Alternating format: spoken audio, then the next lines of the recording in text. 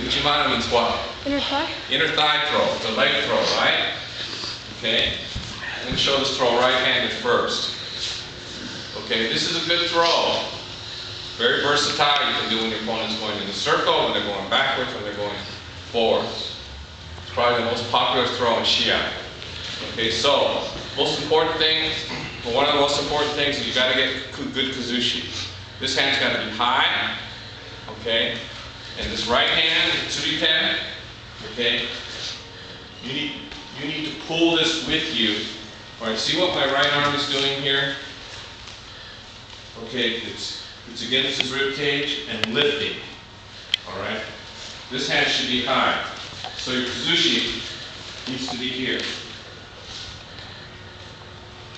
Okay? Right here.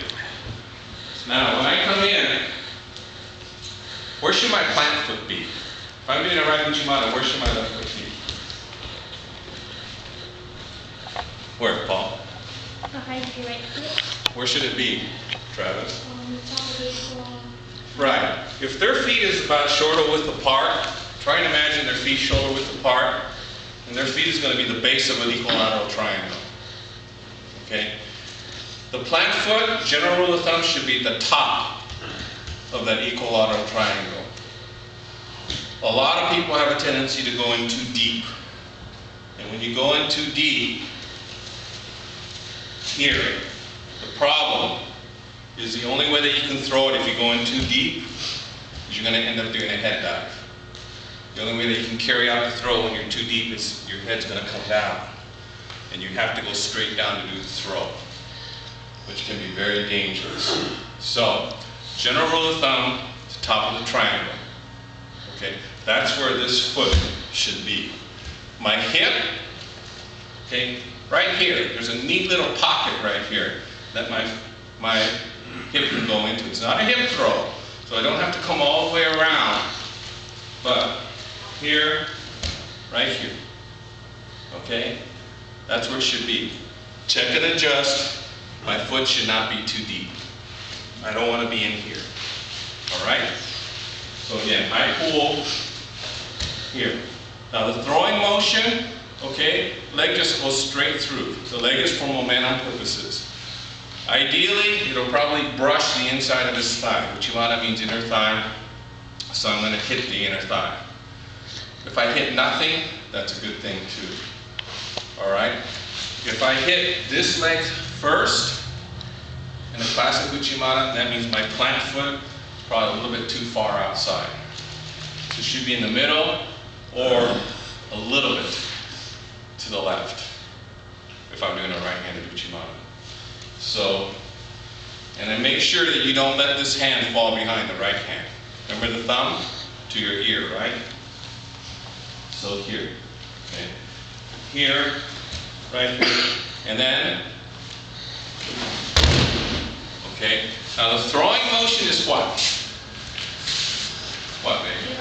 Judo roll, okay? Zenpo Kaiken. It's a right judo roll. That's the reason why you have to do the judo roll. When I throw, it's this motion here. And if I can't come up with my feet square, when I do Zenpo Kaiten, guess what? I'm going to have a tough time doing Uchimata or any forward throw. Because it's important that you keep your hips in line, just like you do a right judo roll, the throwing motion. A lot of people do judo roll, do this, right? And you guys end up going this way. Well, if you do that when you do a throw, opponent's going to slide off, and your direction of your throw is going to be off. Okay? So again, I pull, bring this right hand to your ear, hip right in this pocket here, feet right about the top of that equilateral triangle, straight through, and the throwing motion, bring this shoulder as if you're doing a judo roll. Here, here. Okay? Make sure both hands are working together. At the top of your kazushi, check your alignment. Again, if the thumbs are out, even if you take a high collar grip here, thumbs out, okay, at the top of your pull, you should be in a line. if your hands are doing this, they're not working together. So here, okay? Any questions? Yeah. Is this a good throw to get a high collar grip if you can, or? A lot of people throw it with a high collar grip, which is, you know, I mean, I have strong feelings about a high collar grip.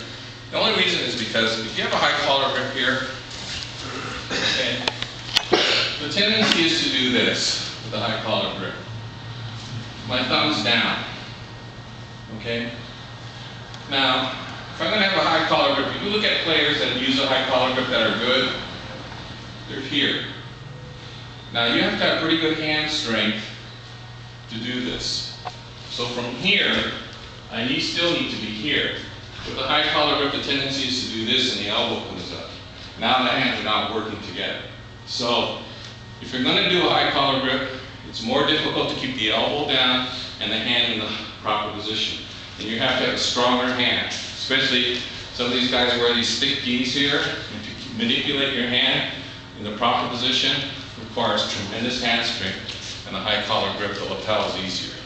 Is there a benefit to the high collar grip if you can do that? I don't see it. The only benefit is that if you're much taller than your opponent, okay, it's easier to control. You can keep your opponent down and control them this way. But generally speaking, there's no advantage. There's a lot of disadvantages. If I do this, okay, my opponent knows which direction I'm going to go. I can't do a left-handed throw from here. But from here, I can easily do a left-handed throw. So, I like opponents that do a high collar grip on me. Because if I have an opponent that takes this grip way up here, okay, one, I can go inside and lower my center of gravity. His center of gravity is higher. Two, do I have to worry about him going this way? No. He's only going to go this way. Yes?